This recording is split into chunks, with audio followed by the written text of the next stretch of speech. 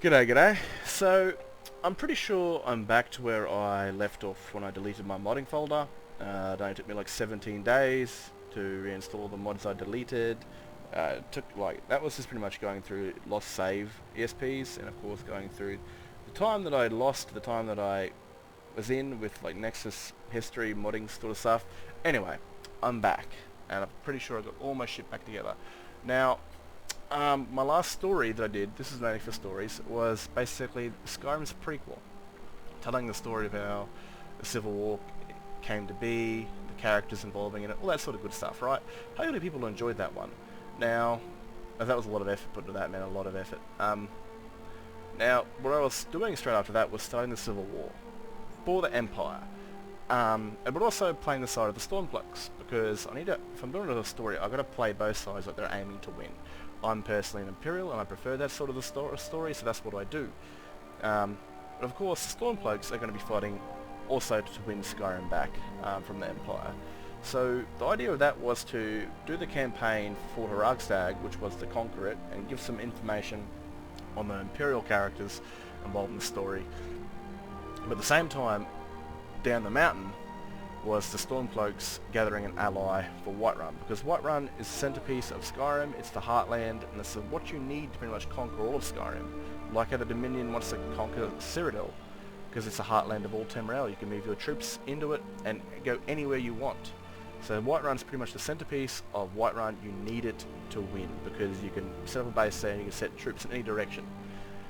So the Stormcloaks obviously need allies there, and they know the Grey Means are kind of sympathetic towards the rebel cause, you know, that the Empire's weak, blah blah blah, and, well, the rebels send a sort of a message to Tova to, sort of, we need help, and that is for Freya to find her son.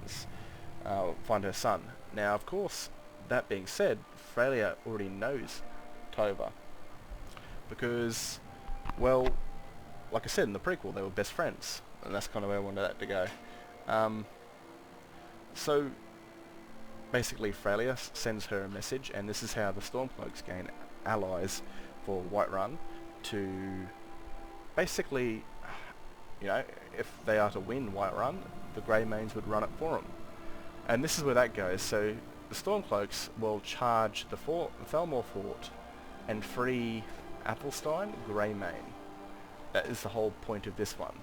So, and it's kind of like a two sides of a coin, where the tails is the Imperial symbol and the head's the symbol of Talos, to where Centauros is up on the mountain at Fort Ragstag fighting to clear out the bandits to make it an Imperial foothold. But just down the mountain, across the, you know, probably about a kilometre away, there is Sigund fighting, you know, to kill the Thalmor, the elves in there.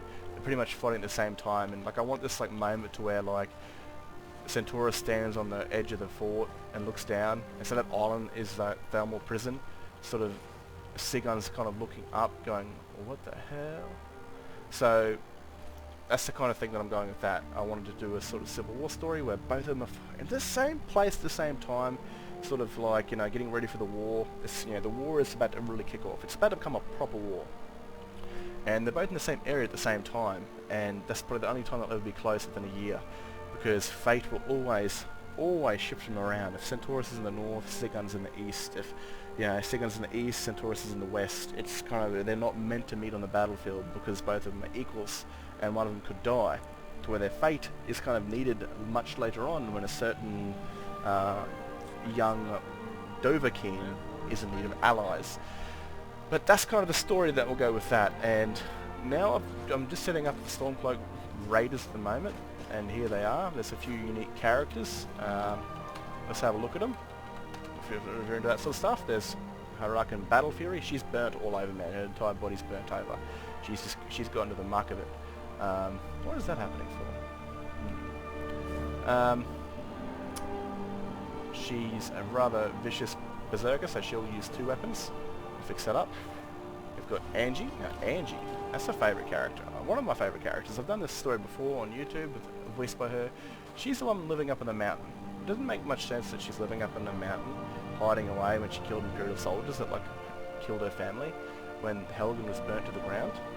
It makes a lot more sense for her to be hiding up in the mountain because Stormcloaks lost the Civil War, and she was quite known for killing quite a few high-ranking Imperials, and is marked as a war criminal due to the Empire. She won't tell you the full story because she doesn't want a curious bounty hunter telling people where she is. So she'll tell you sort of how it started, not where it went.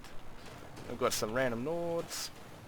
People say Skyrim is one of If the you most notice right dangerous there, places if you've in watched the Hamburg. prequel, this is actually one of the characters that served as a It's mercenary, magnificent, as the and I'm younger proud to version call it home. of Horbrand. His wife's here too. There she is. These two are part of Tova's mercenary group when they were younger. Looking rather fierce. Didn't I fix your weapon up, woman? Jesus Christ. I've got to find them all. There's a couple of good characters you might enjoy. Milk giver. Haha. Here's one. He's an actual Imperial. Now he's actually an idea of a character that I played for one playthrough, which was an Imperial that joined the Empire. But his entire sort of backstory is that he was born and raised here, to a Red Guard father and Imperial mother. They were selling produce and supplies to rebels. Empire found out and killed him while he was off hunting with his little sister. And they saw in the distance his home being burnt down, his parents' corpse being thrown into the fire by Imperial soldiers, and so he decided to fight because they killed his parents. This one right here, she's very similar. She's another Imperial half-breed. Her father was a Nord. Her mother is an Imperial traitor, an actual Imperial traitor. A high elf. I just thought it'd be a cool idea to have a high elf that was born raised in Skyrim, to a Nordic father, also a mother who went to the Civil War. Her father followed her because he didn't want her to die, but he died, and when the Empire signed over the peace treaty, she didn't like that. She was very much like she's pretty much a Nord in her high elf body, and hated the idea that her father's life was wasted for the peace treaty. There's old Sigond. Now, I like this overlay. This is one of my favourite things. I found this overlay from, I think it's Lupine's Overlays, and it gives like a bear, like a wolf claw. But I use it as a bear claw, but man, it looks so sick. Where's another one? There's a couple. That was Sigund a long time ago, which I moved into a different ESP. There's a Bosma.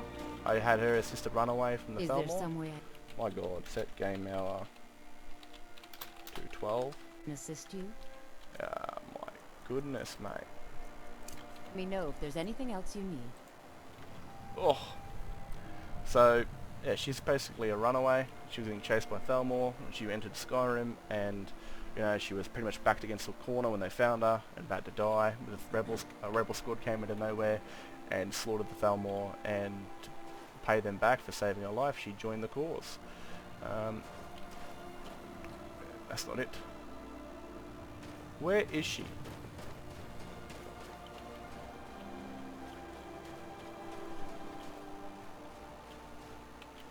Can't find her. Definitely took her with me.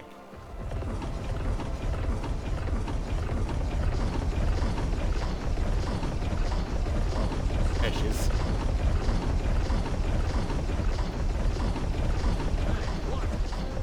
Can I get through, please?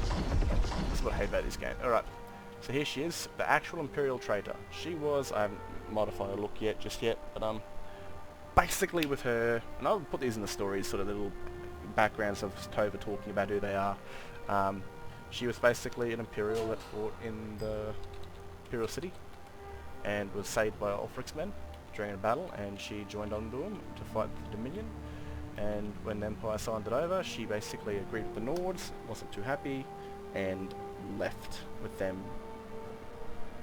Fell in love with one of the Ulfric's men, had a kid, which was that redhead back there, and he died during the riots, and pretty much agreed the Empire was weak, and so she fights against them to restore Skyrim, which she considers her home, back to its full proper glory, even though she was a legionnaire. I could fix the shield up. That's flated. But I did a lot of work, man. I mixed a lot of Nord UA's guard armor replacer and the new Legion armor to kind of give off this sort of like, you know, something that makes her feel comfortable in battle with Imperial armor, but also Stormcloak armor. So that was a bit of fun, and I've got a bunch of unique, diverse characters because I can kind of do that. Maybe I've got like all the elves. I've got a dark elf male, and I don't know about a female. But I've got a lot of different sort of half-breeds, and those, like, she's the height of a Nord, but she's not a Nord, she's an Imperial, because her father was a Nord. We've got different half breeds and all that sort of stuff, and just a diverse set of characters. I didn't want to make like 5 or 6 different elves. Like I made her the height of a Nord, I think. Yeah, she's not as high as Minerva because she's not a pure high elf. Her father was a Nord. She's got that Nordic skin colour, the brown hair and all that sort of stuff. She's got a mother's sword and that sort of thing. So yeah, it's diverse, you know, a diverse range of characters to kind of make it feel a lot more personalised, to make the Bearclaw Raiders feel a lot more personal towards me and the story. So I'm pretty much back, and I'm able to, like, within like a day or so, because I gotta go to work within the afternoon, I can pretty much start recording this and getting back to where I left off. I've still got a lot of the recording on my old drive, but I think I could just, if I need new stuff, I'll get new stuff, but like, still some upgrades to do, but these guys are pretty much ready to go. I'm going to sort my Imperial characters out, and yeah. Anyway, if you've enjoyed watching, give it a like if you want, dislike if you don't. Anyway, I'm going to give you here. Hopefully you enjoyed, and look out for yourselves.